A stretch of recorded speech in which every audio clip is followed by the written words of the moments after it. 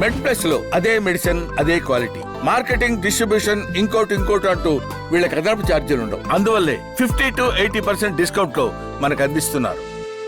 అంగం గట్టిపడకపోవడం అనేది ఓసారి సబ్జెక్టివ్ అనిపిస్తుంది. ఎందుకంటే కొంతమందికి ఎంత గట్టి పడాలనేది ఒక సమస్య. దాన్ని వాళ్ళు సొంతంగా ఎట్లా ఎవాల్యుయేట్ చేసుకోవాలి ఒక క్వశ్చన్. రెండవది, మీరు సహజంగా ఏ సమస్య నుంచి అధిగమించడానికి మీరు ఎలాంటి సూచనలు చేస్తారు? సో దీనికి ఇప్పుడు అందుబాటులో ఉన్న చికిత్స విధానాలు ఏంటి? పేషెంట్ వచ్చి ఇట్లా అంగస్తంభన సమస్య లేదా ఎరెక్టైల్ డిస్ఫంక్షన్ ప్రాబ్లం ఉంది, సెక్షువల్గా కలవలేకపోతున్నాను అన్నప్పుడు మా దగ్గర ఒక రిజిడిటీ స్కేల్ అనేది ఒకటి ఉంటుందండి ఓపీలో. ఆ రిజిడిటీ స్కేల్ అనేది ఒక 4 మాడ్యూల్స్ ఉంటాయి. దాంట్లో పెన్నిస్ ఎంత స్టిఫ్గా ఉంది అనేది పేషెంట్ ఇట్లా ఫీల్ అయితే తెలిసిద్ది అనమాట. ఆ రిజిడిటీ స్కేల్లో అది 1 నుంచి 4 దాకా ఉంటుంది. సో ఆ పేషెంట్కి ఆ రిజిడిటీ స్కేల్ ఇచ్చేసి మీకు సెక్షువల్గా ట్రై చేస్తున్నప్పుడు పెన్నిస్ ఎంత హార్డ్ అవుతుంది అనేది నేను దాంట్లో సెలెక్ట్ చేసుకోమని చెప్పి చెప్తాను.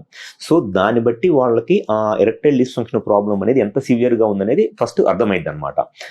నెక్స్ట్ వచ్చేసి మీకు ఈ సెక్షువల్ ప్రాబ్లం అనేది ఎప్పటి నుంచి స్టార్ట్ అయింది, అండ్ దాంతోపాటు సెక్షువల్ ఫ్రీక్వెన్సీ ఎలా ఉంది. అండ్ చాలామంది చేసే ఒక మిస్టేక్ ఏంటి అని అంటే 20 years ఏజ్లో ఉన్నప్పుడు ఉన్న ఎరెక్షన్ని 45-50 years ఏజ్లో ఉన్నప్పుడు ఎరెక్షన్తో కంపేర్ చేసుకుంటారు. అసలు అది అబ్సల్యూట్లీ రాంగ్. విత్ ఏజ్ డెఫినెట్గా బాడీలో అన్ని పార్ట్స్కి ఎంతో కొంత ఏజింగ్ వచ్చి ఎంతో కొంత ఆ స్ట్రెంగ్త్ అది తగ్గిపోయినట్లే పెన్నిస్ కూడా one of the part in the బాడీలో ఉండే వన్ ఆఫ్ ద పార్ట్ కాబట్టి దానికి కూడా ఏజింగ్ వచ్చింది. దాంట్లో ఉన్న మజిల్స్లో కూడా కొంత స్ట్రెంగ్త్ తగ్గిపోయింది. So depending upon the age మీరు ఆ సెక్షువల్గా కలవగలుగుతున్నారా లేదా. ఇప్పుడు చాలా మంది చెప్పేది ఏంటంటే ఇంతకు ముందు ఉన్నంత హార్డ్నెస్ ఉండట్లేదండి అంటారు 50 years ఏజ్లో వచ్చి. అది డెఫినెట్గా ఉండదు.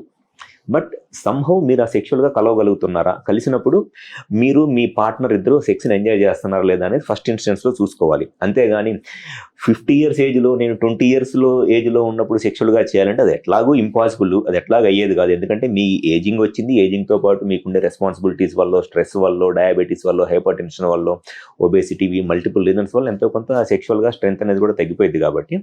అండ్ పార్ట్నర్తో మీరు ఈ సెక్షువల్ ప్రాబ్లమ్స్ ఎంత కమ్యూనికేట్ చేస్తున్నారు, పార్ట్నర్ ఏమన్నా సెక్షువల్గా తను ఏమన్నా సాటిస్ఫై అవ్వట్లేదు అని అంటున్నారు. ఎందుకంటే మిగతా ప్రాబ్లమ్స్ అన్నీ ఏ ప్రాబ్లం అయినా అండి, మిగతా హెల్త్ ఇష్యూస్ అన్నీ కూడా పేషెంట్కి వాళ్ళ యొక్క ఓన్ ప్రాబ్లం. అది సెక్స్ అనే దగ్గరికి వచ్చేటప్పటికి అది మేల్లో ఉన్న ప్రాబ్లం అయినా అది ఇద్దరికి రిలేటెడ్ అయిన ఇష్యూ అది.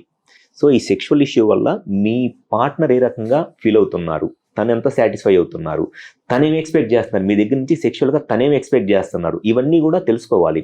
సో మీరు పార్ట్నర్తో సెక్షువల్గా ఎంత కమ్యూనికేట్ చేస్తారు అనేది కూడా కంపల్సరీగా తెలుసుకోవాలి. కాబట్టి ఇవన్నీ అడగటం వల్ల మనకి ఒక బేసిక్ ఐడియా వస్తుంది. అసలు వాళ్ళ సెక్షువల్ ఫ్రీక్వెన్సీ ఎలా ఉంది, పార్ట్నర్ సైడ్ నుంచి ఏం ఎక్స్పెక్టేషన్స్ ఉన్నాయి, పేషెంట్స్ ఏం ఎక్స్పెక్ట్ చేస్తున్నారు సెక్షువల్గా అనేది. సో వన్స్ ఇవన్నీ మనకి ఇన్ఫర్మేషన్ వచ్చిన తర్వాత డెఫినెట్గా ట్రీట్మెంట్ అనేది చాలా సింప్లిఫై అయిపోయింది.